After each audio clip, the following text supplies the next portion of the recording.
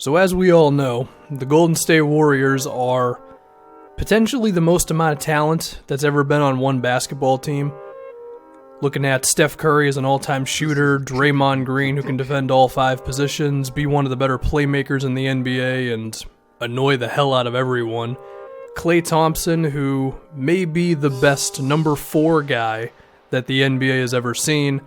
And then, of course, the dude who took this all over the top was Kevin Durant. Now, they probably just won Game 4 of the NBA Finals, resulting in their 3rd title in 4 years, and if they didn't, then this is a little awkward, but I'm gonna assume they do it anyway.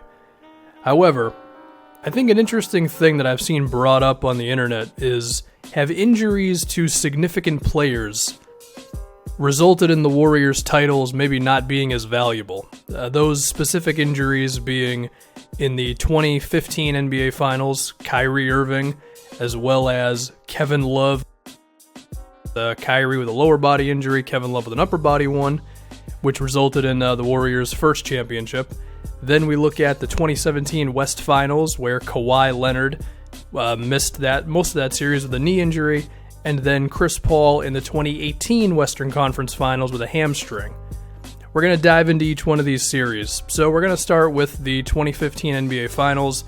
LeBron was forced to play a pretty ugly style of basketball that was really inefficient, but it was almost the only thing they could do, really, was him to post up and take the shot clock to 3 seconds left, hoist something up there, turn the game into a snail's race, and just hope that you get enough offensive rebounds and you draw enough fouls and you tire the Warriors out enough to where you actually have a chance, right? And the dude managed to push them all the way to a Game 6, which I think is one of the more underrated performances of his career, as a normal human being would have just gotten swept. I mean, if you look at his teammates in that series, he had Matthew Dellavedova as his point guard, who at least had a 2-minute stretch where he got under Steph Curry's skin. There was Iman Shumpert, shout out to him for just agreeing to a deal with the Kings or whatever it was. Tristan Thompson, whose number is wrong in this video, who was just grabbing as many rebounds as he could in that series. It seemed like every time the ball went off the rim, it ended up in Tristan Thompson's hand. And then there was also Timofey Mozgov, and all these guys had to play an obscene amount of minutes to just have an actual team to go up against the Warriors. Imagine if Kyrie Irving was healthy in this series. If you remember what Kyrie Irving did the next season in 2016, which the Cavaliers won, of course, is he was able to go one-on-one a lot of the time against the Warriors' defense and actually have success. I mean, if it wasn't for him and LeBron, then that 3-1 comeback doesn't happen. But in 2015, does Kyrie give LeBron that second teammate that he would need to beat those Warriors? Well, it's interesting. I mean, it's tough to say that he wouldn't have a huge impact given what we saw him do the next year against Golden State. And even in 2017, even though they would lose, Kyrie was still fantastic before he would then ask to be traded in the offseason. If we can get to Kevin Love, weirdly enough, you could argue that Kevin Love being there with Kyrie Irving may have been not as good because, you know, if Love's not going to get the ball in the low post and everything, then I feel like his offensive value was a little bit diminished. But also defensively, the dude, while his effort is admirable, he usually has a tough time against Golden State. Now, if we can give some support to the Warriors, of course, I think this was the series where they kind of like really found themselves, where it was a 2-1 series for Cleveland, and then from there, they went super small a lot of the time, and I don't know, it just seemed like they found something within themselves, and they've kind of held on to that ever since. So to feel like this would be just an easy series with Kyrie Irving and Kevin Love, I would say that is ridiculous. But all that being said, do I think LeBron James is able to beat those Warriors in 2015 with Kyrie Irving and Kevin Love? Yes, I do. Given what he did in 2016 and given just, you know, who he is, I think you can give LeBron an extra title if he's got a healthy team for that year. Now if we get to 2017, the West Finals, where Kawhi Leonard was balling out in Game 1 before going down, I do think he would have been really good throughout that entire series. I don't think the Warriors would have had a real answer. Like, yeah, they've got a lot of defenders who are around his size, and Draymond is Draymond, of course, but, you know, great players are still going to do their thing. And I do believe that the Spurs would have given them some problems, right? We saw it in that game one, and even in the regular season, the Spurs were able to be one of the few teams where the Warriors would, they'd have to think about what they were doing. There'd be some resistance. I don't think there would be many Pau Gasol transition dunks, but hey, you made it into the footage, Pau, so good for you. And then the Spurs, they had their offensive system, which would keep the Warriors' defense moving, and it wouldn't be as simple as just simple like pick and rolls and ISOs. It'd be more complex than that. Popovich, being the best coach in the NBA, of course, he would draw up some things that I'm sure the Warriors would have some trouble with. But with all this being said, don't forget just how good Golden State's defense had gotten at that point with Kevin Durant, who I would say is probably a better defender than Harrison Barnes. We're going to look at Iguodala's block again because I'm the biggest Iguodala fan in the world, so we're just going to see that. And I think Kawhi would have had to make a lot of tough shots for the Spurs to have a real chance in that series. Like, yeah, they would have won game one. I'll give you that one. And I wouldn't be surprised if the series ended up going 6 or 7. But I don't know. I just don't know if San Antonio would have been able to generate enough offense. Because I think the responsibility Kawhi had was kind of through the roof.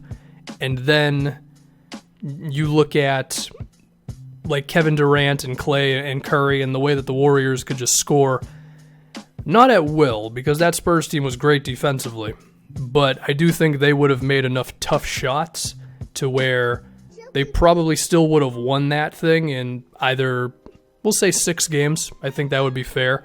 I think the Spurs could probably be the most creative at attacking Steph Curry as anyone in the league. I mean, we've seen Cleveland do it, but even then it's still kind of simple stuff. Whereas I feel like the Spurs would get a little more creative with it. And if that would mean Curry onto Kawhi, Curry having to cover a lot of space, or Curry sometimes even defending LaMarcus Aldridge, yeah, that would be a thing. But we have to remember with the Warriors, it's never going to be that easy, right? And with Draymond's ability to fly around the floor and the fact that a lot of the time LaMarcus Aldridge is a stationary scorer, I do think that helps out Golden State's defense a bit. So I think my pick for the Spurs-Warriors West Finals in 2017, if Kawhi Leonard is healthy for that entire thing, I think the Warriors still win that series in 6 games. Because another thing I have to talk about too is when they would go small, I don't know if the Spurs would have a real chance of hanging with them. I mean, Pau Gasol wouldn't be able to play. Aldridge would probably be too slow. So we'll give them that one. Now, as far as these recent West Finals, the 2018 West Finals, where the Rockets at one point were up 3-2 on the Warriors, and they showed so much guts, man. I mean, that one game they had where they walked into Oracle and were actually able to withstand a third quarter from Steph Curry that was nuts, and they managed to actually win a game. And I think Chris Paul was, I mean, he was not the main reason because it was a great team, but you could see the leadership he had, the toughness he had, and just his smarts as a basketball player, always making the right play, the right pass. And the Warriors had some real trouble against that. And we saw that Houston overall, they had found some things out to go at the Warriors. I mean, PJ Tucker was making his threes, which you knew was going to be a big deal in that series because Golden State's going to leave somebody open, and a lot of the time it's going to be him. And if he's knocking down his corner shots, then you're kind of reaching at that point for a defensive philosophy.